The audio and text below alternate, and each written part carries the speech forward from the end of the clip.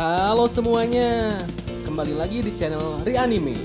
Pada episode kali ini, Reanime akan membahas 5 hal menarik dari anime The God of High School episode 3. Tanpa berlama-lama, let's go Reanime. 1. Patung Dewa.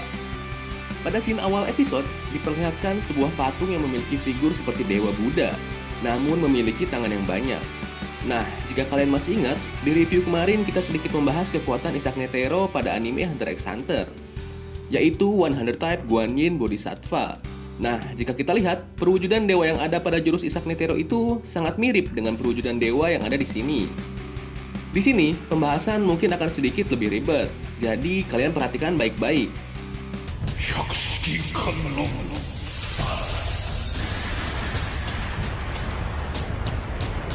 Setelah Mimin melakukan research, kata Guanyin pada 100 Type Guanyin Bodhisattva ternyata merujuk kepada seorang tokoh agama Buddha yang bernama Guanyin. Nah, kemudian, kata Bodhisattva sendiri merupakan sebutan yang digunakan kepada orang-orang yang mendedikasikan dirinya pada ajaran Buddha. Sehingga, Guanyin Bodhisattva dapat diartikan sebagai seseorang bernama Guanyin yang mendedikasikan dirinya untuk mempelajari dan menjalankan ajaran Buddha. Nah, tetapi figur Guanyin pada jurus Netero digambarkan sebagai sosok seorang pria. Sementara pada scene ini, jika kita perhatikan, figur ini adalah seorang wanita. Menurut research yang telah Mimin lakukan, Guanyin pada awalnya digambarkan sebagai sosok seorang pria. Namun, pada abad ke-11, beberapa dari pengikut Guanyin melihatnya sebagai sosok wanita. Sehingga, Guanyin diinterpretasikan sebagai seorang wanita. Nah, Guanyin versi perempuan ini sering kita kenal dengan sebutan Dewi Kuan Im. Gimana? Udah mulai familiar? Nah, bener banget, Dewi Kuan Im adalah sosok dewi yang ada pada serial TV Keras Sakti alias Sun Gokong. Keras Sakti, dia nakal, brutal, membuat semua orang menjadi gempar. Selain itu, ada sedikit perbedaan pada sosok Dewi Kuan Im di anime dan yang asli. Di mana pada anime ini, sosok ini terlihat memiliki mata di bagian tangan dan dadanya. Nah, seperti yang kita ketahui, simbol mata sering sekali dikaitkan dengan konspirasi Freemason atau The One Seeing Eye. Apakah konsep dari patung ini adalah penggabungan antara Deo dan konspirasi Freemason? Hanya sang penulislah yang tahu. Kemudian, jika kita ingat-ingat, pada episode 1 pun terlihat sosok dewa pada lukisan di ruangan Mujin Park. Nah, jika kita melakukan pencarian gambar di Google, ternyata sosok Guanyin terlihat sangat mirip sekali dengan sosok yang ada pada lukisan Mujin Park. Jika dilihat, keduanya memiliki kontur wajah yang sama. Selain itu, baju yang digunakan pun sama-sama berwarna hijau. Posisi duduk dan lingkaran kuning di belakang kepala pun terlihat sama.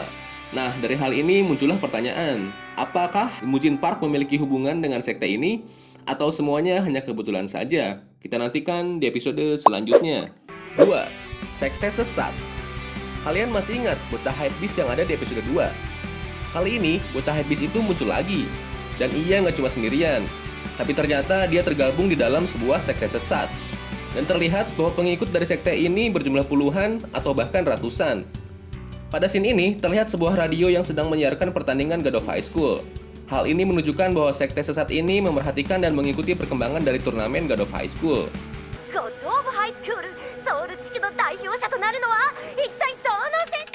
Admin sendiri belum tahu kenapa sekte ini mengikuti perkembangan kompetisi God of High School. Apakah mungkin mereka berencana untuk merekrut anggota baru dari peserta God of High School? Atau apa sebenarnya hubungan mereka dengan turnamen ini? Mungkin di episode lain akan terjawab. Pada scene ini pun sudah diperlihatkan beberapa anggota penting dari sekte ini. Di antaranya adalah seorang laki-laki dengan gaya rambut Harajuku dan dipikok berwarna ungu kebiruan. Kemudian seorang perempuan berambut merah yang mengemut bola di mulutnya.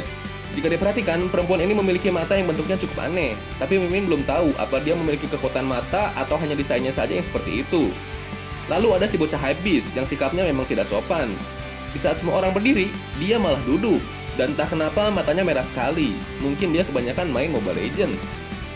Kemudian ada seorang om-om yang bermuka tua, dan jika diperhatikan sepertinya dia murah senyum karena sikat gigi menggunakan Pepsodent. Kemudian di sebelahnya ada seorang pria yang hanya diperlihatkan setengah wajahnya saja. Tetapi jika diperhatikan, pria ini terlihat memiliki rambut yang berwarna ungu. Dan yang terakhir, sang pemberi dakwah di sekte ini, yaitu seorang pria dengan rambut berwarna putih, tetapi wajahnya masih belum diperlihatkan. 約束の時は来た。我らの願いを果たすための鍵を見つけ出すのだ。すべては神のご意志のままに。神のご加護。 3. terkuaknya misteri Han Dewi. Pada episode ini, lagi-lagi Han Dewi mencuri perhatian. Di episode ini, akhirnya terkuak mengapa Han Dewi giat sekali bekerja. Terlihat di sebuah scene, Han Dewi sedang mengobrol dengan temannya yang ternyata bernama Sung Tae. Sung Tae ini adalah temannya yang sakit. Ia mengatakan bahwa ia akan mencoba jenis pengobatan baru. Tetapi pengobatan baru ini akan memakan biaya yang lebih mahal. Disinilah terungkap bahwa Han Dewi bekerja begitu giat untuk mendapatkan uang. Ternyata uang yang ia dapatkan akan digunakan untuk membantu Sung Tae dalam membayar biaya pengobatan. Benar-benar ya, Han Dewi adalah orang yang setia kawan. Kalau punya teman kayak Han Dewi, kayaknya enak sih. Bisa diutangin terus. バーカ、お前の考えてるようなことじゃねえよ。余計な心配してないで早く体治せって。 Pada saat bertarung melawan Baek Seungcheul, terdapat kejadian yang menarik di mana Han Dewi ternyata memiliki jiwa yang begitu sportif. Ketika Han Dewi dan Baek Seungcheul hendak mengadu kekuatan, tiba-tiba Baek Seungcheul tisoledat alias kepleset dan terjatuh. Melihat hal itu, Han Dewi pun menghentikan gerakannya. Meski begitu, Han Dewi harus terkena serangan nyasar Baek Seungcheul hingga kepalanya berdarah.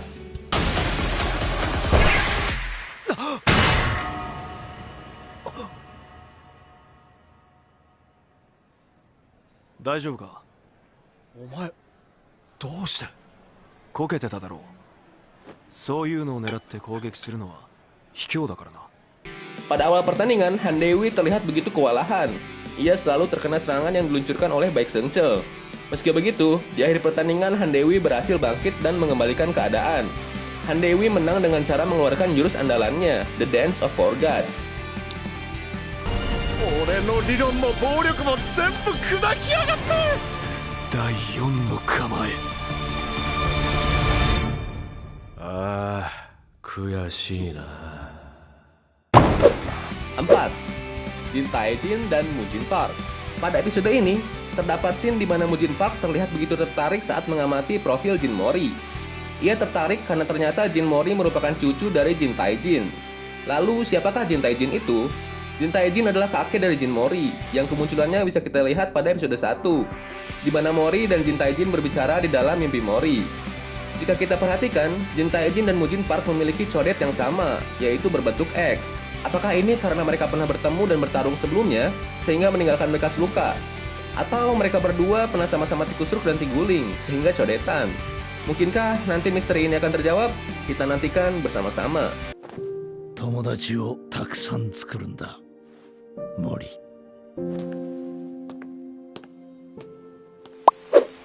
5. Buah Guldi dan mimpi Jin Mori. Pada episode ini, terdapat scene di mana Mujin Park memberikan sekresek penuh buah-buahan kepada Jin Mori. Ia bilang bahwa buah-buahan dapat memulihkan kekuatannya, sehingga ia bisa bertanding dengan maksimal esok hari. Jin Mori yang doyan makan tentu saja dengan senang hati menerimanya. Kemudian terlihat Mujin Park tersenyum jahat, penuh tipu muslihat. Nah, ternyata Mujin Park memasukkan buah-buahan terlarang di dalam kresek tersebut. Buah yang Mujin Park berikan kepada Mori merupakan buah terlarang. Buah tersebut dapat meningkatkan kekuatan alam bawah sadar seseorang. Namun, jika tubuhnya tidak kuat untuk menahan kekuatan itu, maka pemakan buah terlarang ini pun akan mati. Mujin Park sendiri mengatakan bahwa tujuannya memberi buah ini kepada Mori adalah untuk mengetahui kebenaran tentang hubungan Jin Mori dengan Jin Tae-jin. Tanpa pikir panjang, Jin Mori yang doyan makan pun langsung melahap buah-buahan yang diberikan oleh Mujin Park. Lalu, ketika Mori memakan buah yang berbentuk seperti buah peach, tiba-tiba Mori merasa nyeri dada, sampai ia memuntahkan darah. Kemudian, ia pun pingsan. 確かめるためだ。果たしてあれが本物かどうか。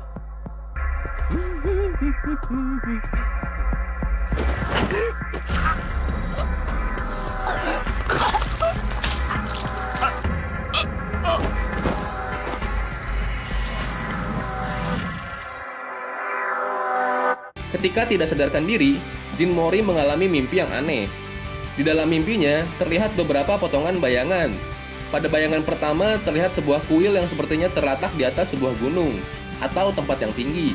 Pada bayangan kedua, terlihat Mori yang sepertinya sedang duduk dan memangku wajahnya menggunakan tangan. Pada bagian ini, Mori terlihat seperti mengenakan pakaian yang cukup unik. Di tangannya terlihat ada gelang yang biasanya dikenakan oleh para biksu. Pada bayangan ketiga, terlihat ratusan orang sedang berdiri. Mereka terlihat seperti pengikut atau sebuah pasukan. Lalu di hadapan orang-orang ini terlihat ada seorang yang sedang duduk di atas sebuah panggung besar. Sepertinya orang itu adalah Jin Mori. Pada bayangan keempat, terlihat Jin Mori sedang berdiri dan membawa sebuah tongkat yang begitu panjang. Lalu terlihat di hadapannya kumpulan monster yang bertubuh besar. Kemudian diperlihatkan bayangan lain. Di bayangan ini terlihat samar-samar seekor naga sedang mengamuk. Kemudian Jin Mori pun terbangun. Apakah maksud dari mimpi ini? Apakah mimpi ini memberitahu tentang masa depan Mori atau justru masa lalunya? Mari kita nantikan bersama-sama. Hal menarik tambahan. Seperti biasa, di episode ini masih ada hal menarik yang sayang untuk dilewatkan. Berikut adalah hal-hal menarik tambahan yang ada di episode ini. Yang pertama, ada Yomira yang mengeluarkan skill Gekko Kenpo No Sword. Gekko Kenpo Dai 5番 Muken! Yang kedua, munculnya nama karakter baru yaitu Bongchim. 持ち出したんですか。ボンチム老子ですらまだ早いと。 Yang ketiga, buah terlarang berwarna ungu yang berada di ruangan tersegel.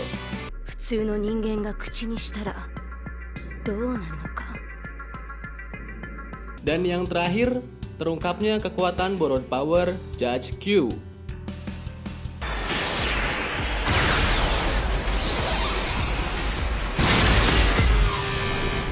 Nah, itu dia pembahasan 5 hal menarik dari anime The God of High School episode 3. Kalau ada hal menarik tambahan, kalian bisa tulis di kolom komentar ya. Sekian video kali ini, goodbye Reanime. ジンモリお前の勝ちだ腹減ったな。